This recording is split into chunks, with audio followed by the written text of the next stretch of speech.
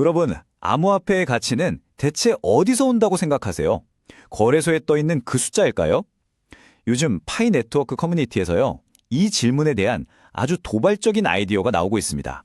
만약에 돈이 자기가 어디서 왔는지 그 출처를 기억한다면 어떨까요? 지금부터 이 급진적인 생각이 어떻게 디지털 경제의 판도를 바꿀 수 있는지 한번 제대로 파헤쳐 보겠습니다.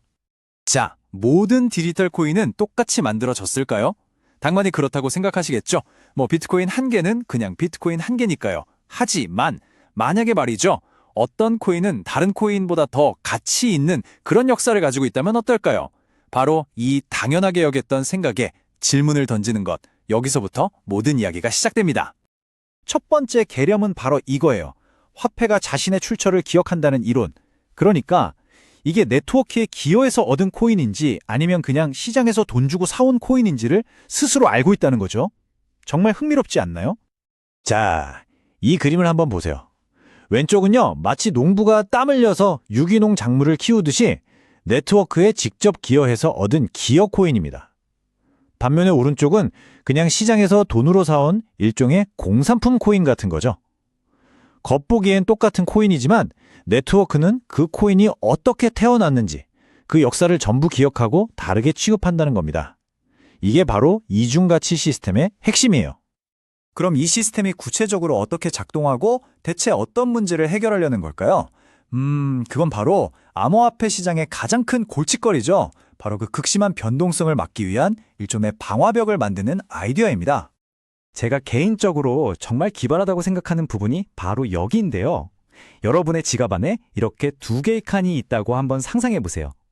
첫 번째 칸이 바로 이 기여 잔고, 즉 CB입니다. 여기 슬라이드에 있는 방패 아이콘처럼요. 이 칸에 있는 코인들은 여러분이 직접 땀 흘려 얻은 거기 때문에 외부 시장의 거센 바람으로부터 보호를 받습니다. 그 가치는 커뮤니티의 합의에 따라서 안정적으로 유지되는 거죠. 그리고 그 옆에 있는 두 번째 칸이 비기여 잔고 NCB입니다. 거래소에서 사온 코인들이 바로 여기에 담기는 거예요. 이 코인들의 가치는 우리가 흔히 아는 것처럼 암호화폐 시장의 투기적인 힘에 의해서 계속해서 롤러코스터를 타게 됩니다. 자, 이 코인의 여정을 한번 따라가 볼까요? 1단계, 기여를 통해 태어난 코인은요. 2단계, 안정적인 생태계 안에서 안전하게 사용됩니다. 그러다가 3단계, 외부 거래소에 팔리는 그 순간 변동성이 아주 큰 4단계 시장으로 넘어가게 되는 거죠. 바로 이 전환점이 핵심입니다. 소수의 거대 자본, 우리가 고래라고 부르는 세력들이 시장을 아무리 흔들어도 생태계 내부의 가치는 이 방화벽 덕분에 안전하게 지켜지는 겁니다. 자, 지금까지는 코인의 가치에 대한 이야기를 했는데요. 이제부터는 판을 훨씬 더 크게 키워보겠습니다.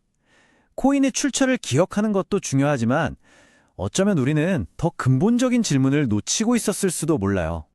화폐가 자신의 여정을 기억할 수 있다면 어떨까? 지금까지 우리가 살펴본 파이의 아이디어는 바로 이 질문에 대한 하나의 대답입니다. 정말 강력한 질문이죠. 하지만요, 여기서 한 발 더 나아간 어쩌면 더 중요한 질문이 있습니다. 바로 이럽니다.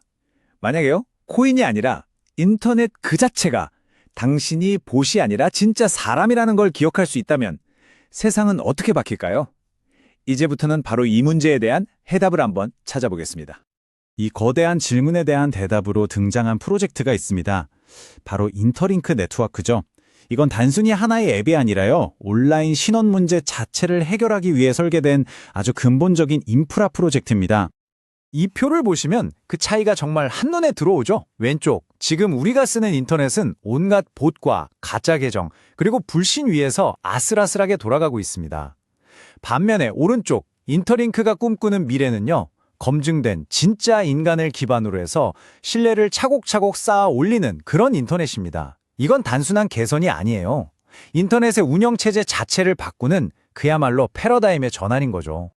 아니 근데 감시 없이 어떻게 신원을 확인한다는 거죠? 싶으시죠? 인터링크의 핵심 기술이 진짜 똑똑해요.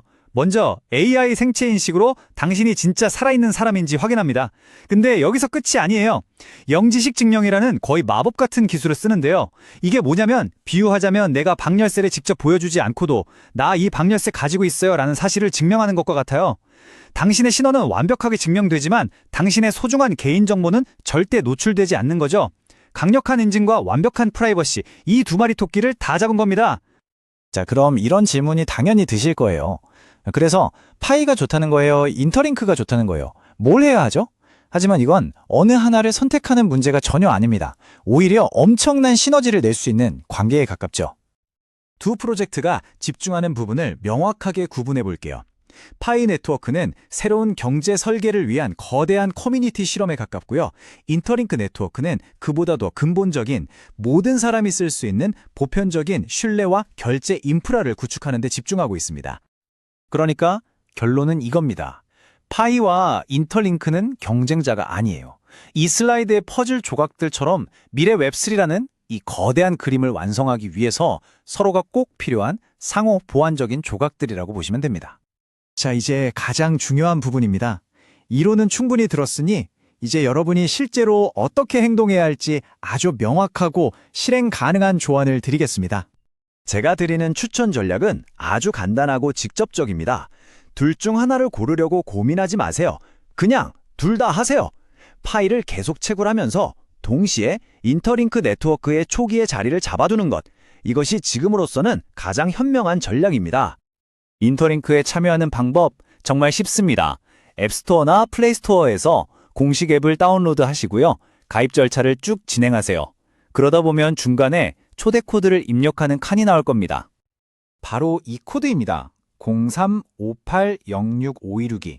잠시 화면에 띄워둘 테니까요. 필요하신 분들은 지금 바로 입력해 두시거나 캡처해 두세요. 자, 오늘 이야기의 핵심 다시 한번 정리해 볼까요? 두 프로젝트는 사람 중심 디지털 경제라는 같은 목표를 향해 가지만 접근법이 다릅니다. 하나는 커뮤니티가 만든 가치를 보호하고 다른 하나는 진짜 인간의 신원을 보호하죠. 여러분이 둘 다에 참여하게 되면 어떻게 될까요? 리스크는 분산되고 기회는 2배가 되는 겁니다. 이 말을 꼭 기억해 주세요. 지금 여러분이 하는 이 작은 선택 하나하나가 다음 디지털 경제의 지도를 다시 그리는 중요한 변곡점이 될 수 있습니다. 마지막으로 여러분께 이 질문을 드리고 싶습니다. 새로운 디지털 경제는 이미 건설되고 있습니다. 이 거대한 변화의 흐름 속에서 당신은 그저 사용자로 남으시겠습니까? 아니면 이 미래를 함께 만들어가는 설립자가 되시겠습니까? 선택은 여러분의 몫입니다.